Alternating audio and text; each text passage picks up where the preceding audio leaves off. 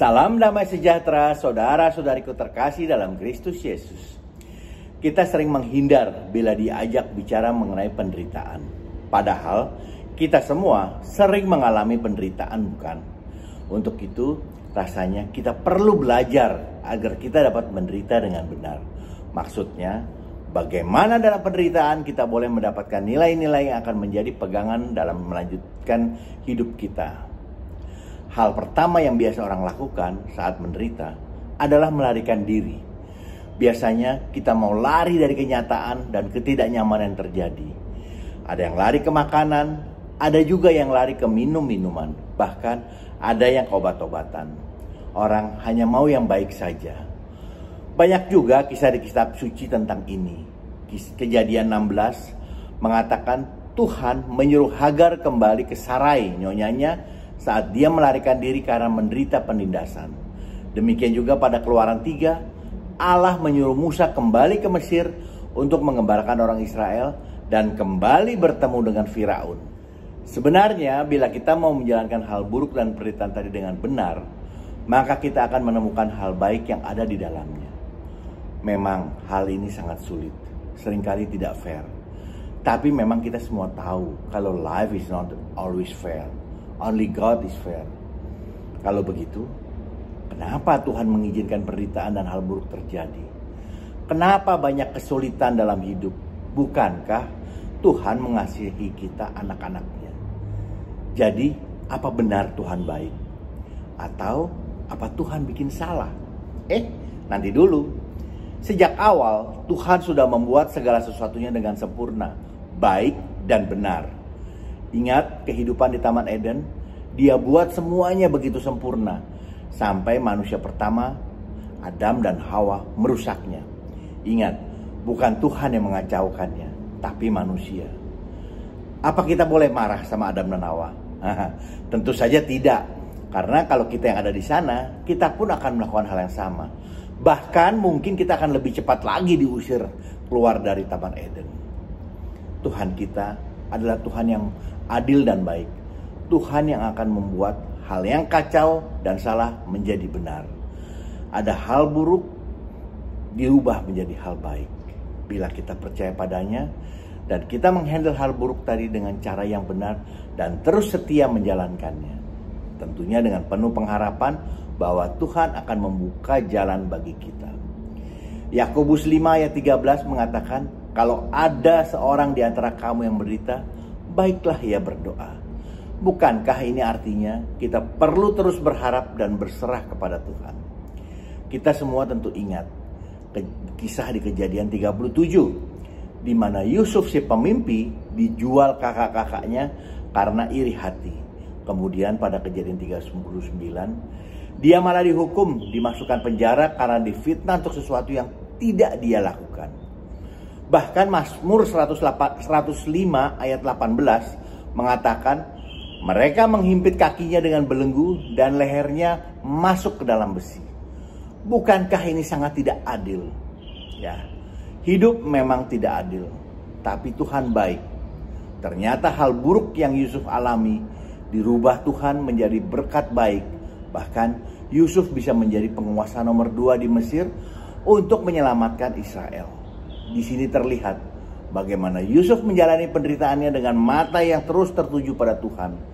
Dia setia dan Tuhan tidak mengecewakannya. Saat kita menderita, apa kita harus marah berminggu-minggu dengan penuh kekecewaan? Dulu saya pernah begitu. Namun setelah bertumbuh dalam Tuhan, kita tentunya dimampukan untuk bisa merubahnya. Kita harus bisa menerima itu semua sebagai bagian dari hidup, mengambil hikmahnya dan terus menaruh harapan kepada Tuhan, sehingga hidup menjadi lebih mudah. Apa kita mau tenggelam dalam kesedihan terus-menerus, sehingga depresi karena mengasihani diri kita sendiri dan tidak dapat move on? Bukankah hal itu sama saja dengan menambah beban hidup kita sendiri menjadi lebih berat, menjadi semakin dalam?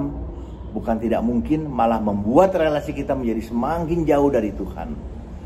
Rasanya tidak ada orang yang hidupnya sempurna tanpa masalah, di mana semua berjalan 100% sesuai rencana. Kalaupun ada, rasanya itu cuma ada di film, bukan dalam kehidupan nyata. masalahlah yang mendewasakan kita dan memberikan kita kekuatan, melatih kita untuk menjadi lebih tangguh. 2 Korintus 12 ayat 7 sampai 10. Santo Paulus mengatakan bahwa kadang penderitaan justru memberikan kebaikan buat kita sendiri, bahkan untuk menyelamatkan kita. Seringkali orang protes kepada Tuhan karena menderita, karena tidak paham alasannya, bahkan memaksa Tuhan untuk menjelaskan kenapa itu terjadi. Tapi ini tidak akan menolong, karena Tuhan tidak akan memberikan jawaban langsung dan pasti. Memaksakannya hanya akan membuat penderitaan kita menjadi semakin dalam. Kenapa saya? Kenapa orang yang kita kasihi meninggal? Kenapa saya di PHK? Kenapa anak saya tidak bisa seperti anak-anak normal lainnya? Kenapa saya sampai bisa tertipu? Kenapa bisnis saya bisa hilang? Kenapa perusahaan saya bisa diambil orang?